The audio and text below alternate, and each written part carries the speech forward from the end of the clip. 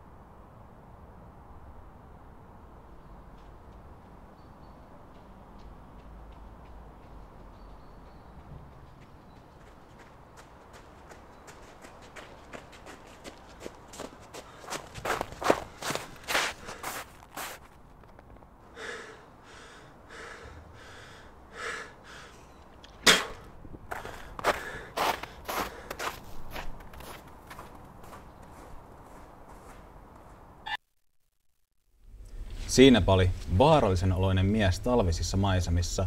Ja sattumoisahan meillä onkin täällä Talvivaaran miehistä tietävä henkilö, Markku Heikkinen. Tervetuloa Filkkari-studioon. Kiitos, kiitos.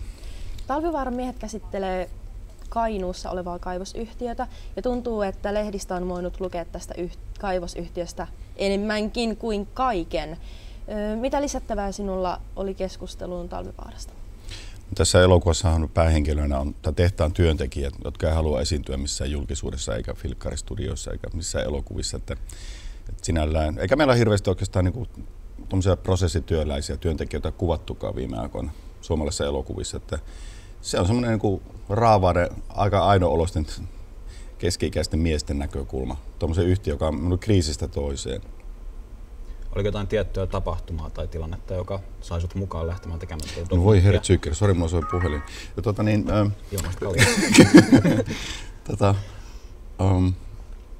No hei, mä oon tämmönen paluumuuttaja, mä muutin tuonne Kainuuseen takaisin ja Kajaaniin. Ja sitten ihmiset tuli vaan siellä baareissa niin juttelee. Ensin työntekijät, kaiken maailman juttuja, huhupuheet, ne kuulostaa aika huolestuttavilta. Sitten mä kävin kuvaamassa yhden semmoisen ympäristövaikutusarviointitilaisuuden. 2012 Talvivaara suunnitteli sen toimintansa kaksinkertaistamista. Sehän nyt on semmoinen alue, että se on niin kuin Tampereen tai Ylöjärvelle 3 kilometrin levyinen alue tällä hetkellä. Se olisi niin kuin kaksinkertaistettu. Ja siellä oli vaan niin huolestuneet kansalaisia. Yleensä Kainuussa ihmiset niin kuin huutaa sisäänpäin ja sitten kiikkuu jossain männyn oksassa. Mutta nyt oli niin kuin toisinpäin, että ihmiset puhuukin sitä huolta niin kuin ulospäin, että puhukaa meille totta. Kertokaa meille totuus tästä, että toimiiko tämä systeemi, mitkä nämä ympäristövaikutukset on ja niin edespäin. Että tämä ihmisten ulospäin huutaminen oli se, mistä se liikutti mua. Muuttuiko tämä dokumentti sitten jollakin tavalla tässä matkan varrella tehdessä vai oliko se vain tällaista kärsimysnäytelmää alusta alkaen? No, näiden dokumenttien tekeminen tällä lailla niin direct cinema periaatteella, että kuvataan niin edessä olevaa todellisuutta, niin se on niin jatkuvassa muutoksessa oleva prosessi. Ja sitten kun tämä yritys itsessään kriisiytyi, niin se kyllä vaikutti tähän tarinaan. Mun alkuperäinen ajatus oli tässä skifi-leffa, että se olisi ollut vieläkin tyylisesti vielä kohotetumpi. Ja sitten siinä olisi käytetty tämmöistä tieteellistä debattia tämän tuotantomenetelmän niin kuin erilaisista tasoista. Tämä on siis substanssiasiatasoltaan todella vaativa juttu, tämä Talvivaara. Että se läpäisee koko suomalaisen yhteiskunnan sitten, että kaikki me ei ymmärretä teollisuuskemiasta tai esimerkiksi vesikemiasta mitään. Ja siitä pitäisi sitten kuitenkin argumentoida. Mutta asiat meni sitten toisella lailla, kun tämä yhtiö rupesi itse kriisiytymään. Mikä tässä Talvivaaran tilanteessa sitten oli semmoista, mikä sai sut tekemään tämän dokkarin? Totta kai ne miljoonat, mitä tämmöinen dokumentaristi saa palkkaa. Että ne miljoonathan tässä on lähinnä ollut mielessä. Eikö, kyllä että kun minua huolestuttavaa suomalaisessa yhteiskunnassa se, että tästä tuli vähän tämmöinen niin puskista huuteluyhteiskunta, että joka helvetin torpassa joku asiantuntija, joka kirjoittaa somea jotain blogia, että ja sitten että onko meillä enää mitään asiantuntijoita tai sellaisia auktoriteetteja, että me kuunnellaan ketään ja uskotaanko me enää ketään. Ja miten tämmöinen yhteiskunta jossain kriisioloissa toimii. Tämä oli mun sen lähtökohta, että mä halusin tehdä ymmärrettäväksi sitä prosessia. Että että ei ne kaikki niin kuin tahalla, ei yrityksen johto eikä siellä olevat työntekijät niin kuin tahallaan on niin kuin kussu sitä hommaa. Että siinä on vaan tapahtunut tietynlainen kierre. Tehdä tällaisia asioita ymmärrettäväksi. Tapasin maailmassa monta keskeeräistä asiaa ja prosessia koko ajan menossa, eikä sote-uudistus ole ainoa. Että me suhtaudutaan ihan niin kuin paniikinomaisesti. Mutta tekin kun kasvatte siitä vähän, niin huomaatte, että te olette vielä keskeeräisiä 40-vuotiaina ihan ihmisinä. Kerro tosiaan näistä ihmisistä enemmän vielä, ketä tässä elokuvassa oli mukana. Helvetin komeita miehiä. Kaikki? Kaikki. Ja muutama nainen kaunis. Oliko se vaikea luoda jonkinlaista tämmöistä luottamus? No kukaan ei alussa halunnut siihen elokuvaan mukaan, ei todellakaan. Että se vei niin kuin oma aikansa. Mutta mä oon sillä lailla tämmönen säälittävä. Että sitten kun mä menen nuohuamaan sinne nurkkiin, niin ne jotenkin sitten pakottautuu siihen yhteistyöhön, että ei tuo lähde tältä muuten pois. Oliko se helppo samaistua sitten?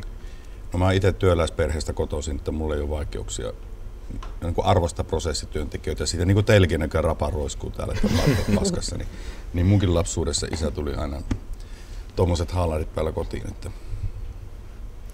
Minkälaisia tunteita sitten työntekijät kävi läpi Talvivaaraan liittyen? No, suuttumusta, vihaa ja pettymystä. Ja sitten se porukka kävi esimerkiksi 2013 vain 3 YT-neuvottelut läpi. Et siinä on hitsautunut sellainen aika tiukka porukka, joka on aika vaativissa olosuhteissa, kun kassa näyttää tyhjää, yrittää pitää sitä toimintaa pystyssä ja yrittää niin kuin suojella ympäristöä, että tapahtuu vielä jotain pahempaa niiden vesien kanssa. Se vesitasehan siellä on nyt niin kuin se akuuteen ongelma tällä hetkellä. Mutta he tykkää siitä työstä. Se on tosi nuori työyhteisö, semmoisia alta 30-vuotiaita jannuja on tosi paljon siellä, kun koulusta valmistautuneita prosessityöntekijöitä. He tykkää sitä työstä. Harmin vaan, että se ei ole mennyt niin kuin Strömsössä. Entä miten sitten yhtiön johtopuoli, miten he suhtautuvat tähän, että aletaan tekemään dokumenttia tästä tilanteesta?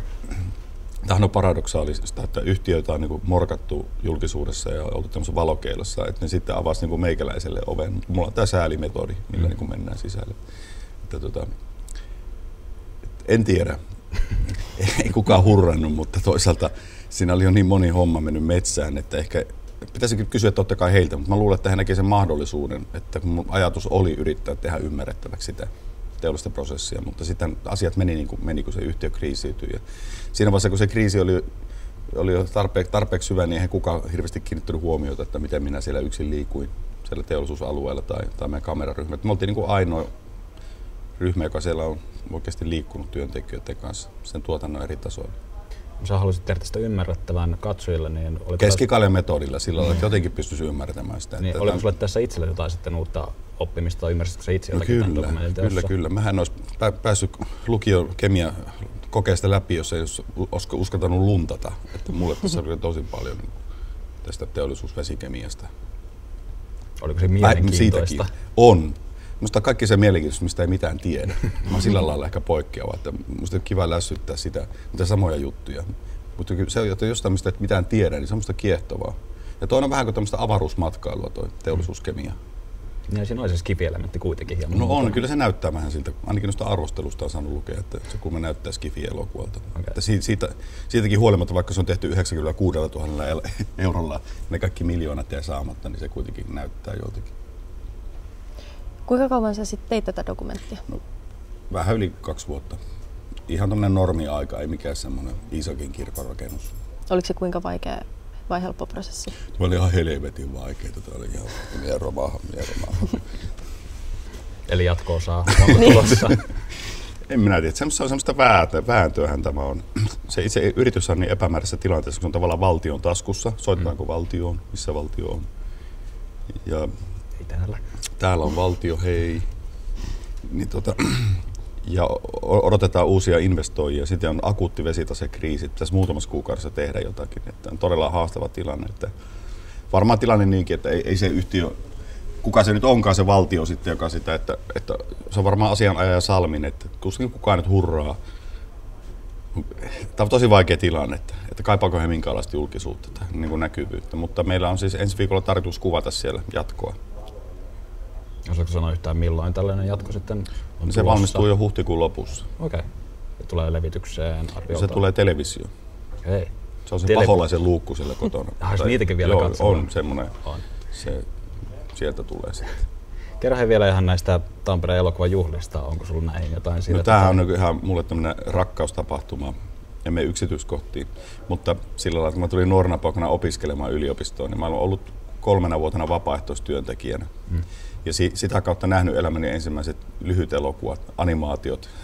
Totta kai lapsena piirrettyä televisiosta ja näin, mutta että näin niin tosi vaikuttavia dokumenttielokuvia ja fiktiota eri puolilta maailmaa. Se niin räjäytti mun päähän. Se itse asiassa innosti mut tälle elokuva-alalle, että mulla on tämmöinen, tämä on hyvin tärkeä asia, Tampereen elokuvajuhlat. Se on hieno juttu. Se on melkein tärkeää, koska ilman sitä meillä ei olisi Filkkaristudioa tälläkään nyt tänä vuonna. Yes, kiitos Jeesus. Kiitos Markku ja Jeesus. Saara. Nyt on teidän vuoro räjäyttää nettisillä. Kannattaa mennä meidän nettisivuillemme Facebookissa, Instagramissa ja Twitterissä ja hashtagäämään. Filkkaristudio 2015 hashtagillä. Kyllä. Muut jaksot löytyvät tuosta ohesta, jos katsot tätä YouTuben kautta, niin siellä on 3 muuta jaksoa vielä. Eri vieraat, eri teemat, eri sketsejä, samat juontajat. Eri vaatteet. Nähdään Eri vaatteet. Eri vaatteet.